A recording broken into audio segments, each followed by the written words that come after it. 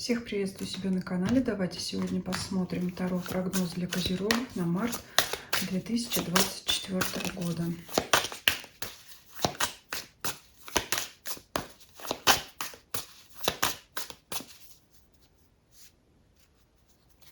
Атмосфера месяца, работа, карьера, финансы, имущество, личная жизнь.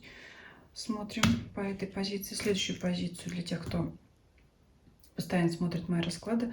Говорю, что одну позицию я убрала на эмоциональное состояние и здоровье, потому что она перекликается с первой позицией атмосферы месяца, вашим настроением. Посчитала, что информация дублируется, она будет не особо актуальна. И мы смотрим здесь события, которые происходят рядом с вами, или людей, которые на вас существенно влияют в данный период. Теперь мы на Ленорман еще посмотрим итог месяца, либо совет, либо подсказочку от карт.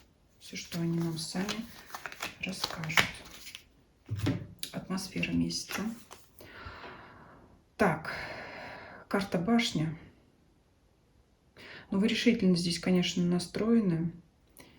У вас либо черное, либо белое. Или пан, или пропал. Что еще может быть? Ну, прямо вы кардинально тут решительно настроены. Это от вас идет какая-то... Ну, знаете, я прямо буду говорить, потому что у меня в описании канала написано, что я без розовых очков читаю. Как есть. Разрушительная энергия от вас, внутренняя какая-то, непримиримость какая-то со всеми. Вот желание или все бросить, горя оно все синим пламенем. Тор здесь изображен. Ну, в общем, есть такая детская песенка. Ломать, крушить и рвать на части. Вот это жизнь, вот это счастье. Вот у вас такое настроение будет. Все старое разрушить. Ну и, наверное, чтобы на этом выстроить новый какой-то порядок. Вас не устраивает то, что вокруг вас происходит. Поэтому у вас такое настроение преобладает. Давайте посмотрим, что вы в работе собрались крушить. А то, что ничего не двигается, ничего не происходит, все зависло, не повышают на работе по службе, не назначают на желаемую должность. Поэтому вы идете к начальнику на серьезный разговор и говорите, либо вы меня назначаете, либо я ухожу, потому что я так больше не могу, меня эта ситуация не устраивает. Ну, то есть это застой, и это может еще как проигрываться карта жертв. Это когда на меня навалилось слишком много. Здесь вот у нас бог Один оплетен корнями дерева в подвешенном состоянии, который ждет результата, а его нет. И он злится. И он так больше продолжать не хочет. Поэтому, скорее всего, будут ваши решительные действия на то, чтобы эту ситуацию изменить. Либо вы можете, деликатно, кто-то из претензий выразить своему начальству ваше мнение по поводу того, что вас не устраивает условия труда, либо количество обязанностей, все, что с этим связано. Либо, если вы сами являетесь руководителями, вы устроите разбор полетов, потому что ваши подчиненные, на работе занимаются всем чем угодно, только не работой. Вот такое здесь может быть. То есть это когда вам не нравится сложившаяся ситуация. Вот так, давайте посмотрим по финансам, что здесь. А здесь, кстати, у вас все прекрасно. Девятка пентаклей. Это ресурсная карта. Это когда деньги есть, денег хватает на все. Но если смотреть рядом с картой башни... Вот честно скажу, она у меня здесь не вяжется и не клеится. Я не думаю, что карта башни сюда относится. Мне кажется, девятку пентаклей испортить ничего не может. Более того, я вам скажу, что это та сфера, где вы можете, наоборот, силу набрать и отдохнуть от этого своего состояния. Короче говоря, потратьте на себя деньги, на себя, на свое удовольствие. Потому что если вам приходится самому или самой на работе, как руководитель, устраивать разнос подчиненным, либо если вдруг но еще какие-то там стычки предвидятся, да, если выяснения отношений будут по поводу вот этого застоя, непродвижения, и того, что вы не можете себя реализовать, то здесь вы энергию теряете, а здесь вы ее получаете. Вы вот в этой сфере вы ее можете возобновить. Да, здесь у вас перекос вот идет. Но хорошо, хоть есть чем восполнить. Давайте посмотрим личную жизнь. Карта правосудия. И здесь я могу так сказать, хорошо. Я вот боялась, что что-нибудь тут выпадет нехорошее. Но здесь по карте правосудия хорошо, хоть на своих близких, любимых людях вы отыгрываться не будете. Вот вы будете отыгрываться на работе. Да, а здесь по карте справедливости у вас все-таки равновесие душевное. Вот еще одна сфера, где вы можете восполнить свою энергию, конечно. Значит, в финансовой сфере, благодаря вашим материальным ресурсам, вещам, там, что ну, приятные покупки для себя, приятные траты на себя, та же еда, я не знаю, все что угодно. Ну, от чего вы получаете удовольствие, там, у всех свои интересы, там, приобретение какой-то вещи, да. Ну, не зря же вы тут мучились, работали, вот тогда нужно на эти деньги хотя бы себя порадовать. Вот отсюда из финансовой сферы, из личной жизни вам приходит энергия, на работе вы ее теряете, или наоборот, вы на работе теряете, здесь вы восполняете. Кстати говоря, для тех, кто в паре, конечно, здесь изображены весы, это такой парный предмет, поддержка от вашей второй половины здесь вам обеспечена. И здесь вот вы будете обретать вот эту гармонию и спокойствие. Здесь молнии мечете, здесь спокойствие получаете. Так, это для тех, кто в паре, мы поняли.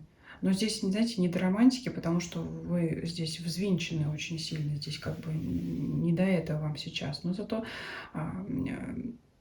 ваш партнер понимает, что вам нужна поддержка и оказывает ее, конечно, вам. Если вы не в паре,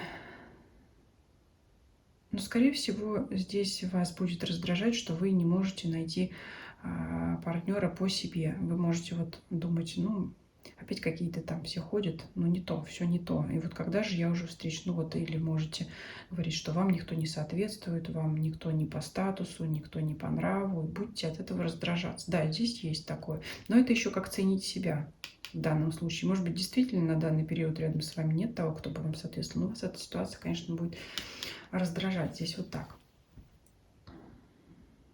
Опять же, как совет, побудьте в гармонии с собой, пока оставьте поиски этого партнера, потому что, ну, потенциального партнера, да, девушки или мужчины, потому что лучше не заниматься этим в таком состоянии, не заниматься поисками, ну, в таком состоянии, представляете, вот прийти на свидание. Ну, нет.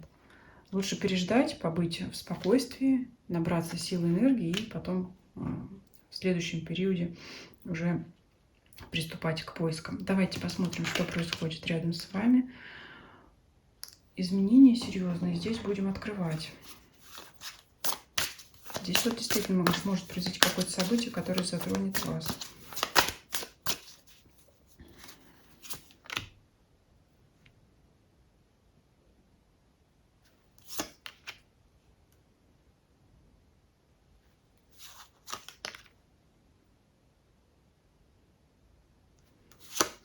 Можно тут выкладывать бесконечно.